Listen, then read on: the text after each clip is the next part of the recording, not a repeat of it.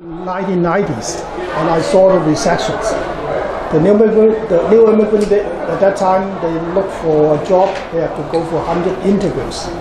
All right. So when you look at, say, Twitter lay off lots of staff, and more high-tech companies will be doing the same thing. The union asks more high salary increase, and we see the commodity price and the food prices going up, and everybody talk about recessions. Will our government be prepared when the recession really comes? Will the UIB, Universal Income Benefit, be an option? Thank you. I would say that our government is absolutely prepared. The work that we did during the pandemic, particularly supports for businesses and for families, it worked. We were very preoccupied at the time to make sure that we preserved jobs in Canada. I think that the most important thing always is to, help people be employed, to have a job, and to earn, a living to support their families.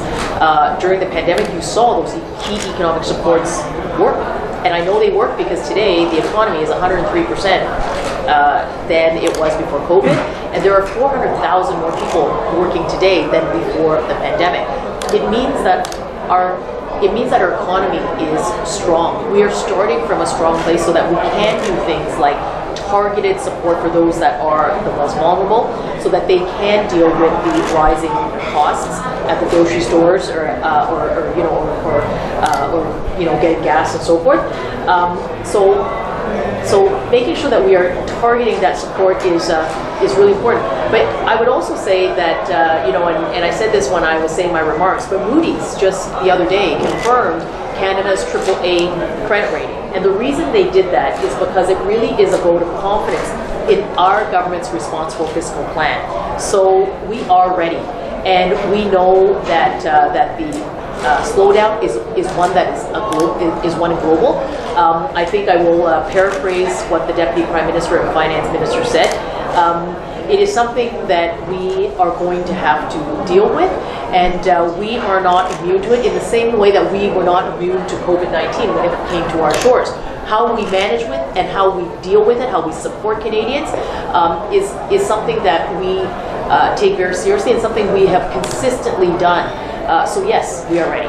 And also, I just want to say that in our fall economic statement, there is a $16 million contingency fund, which the government has set aside, just like all of you, yes, if you're good savers, put aside some emergency money, because we know that times ahead are uncertain.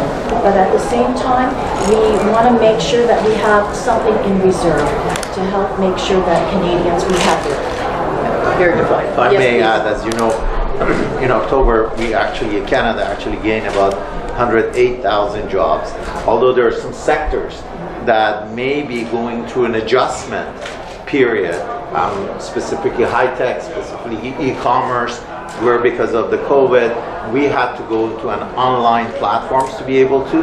That is almost like a market adjustment, and that someone expected. But when you look at other sectors and you look at the 108,000 jobs that we've gained as opposed to our neighbor down south, and we are 1/10 of that economy. So again, I'll go back, echo what the minister said.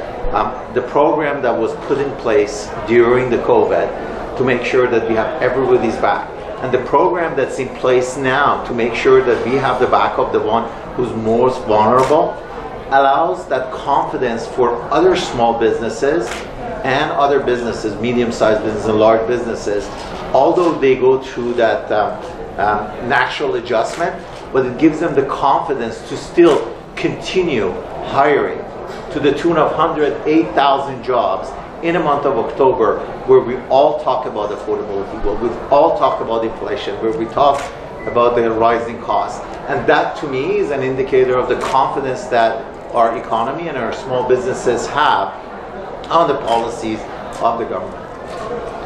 And I just want to say, well, the minister has also talked about Moody's. We don't forget that S&P has also reaffirmed their AAA credit rating. And we are the third country to have this very valuable AAA rating after the United States and Germany.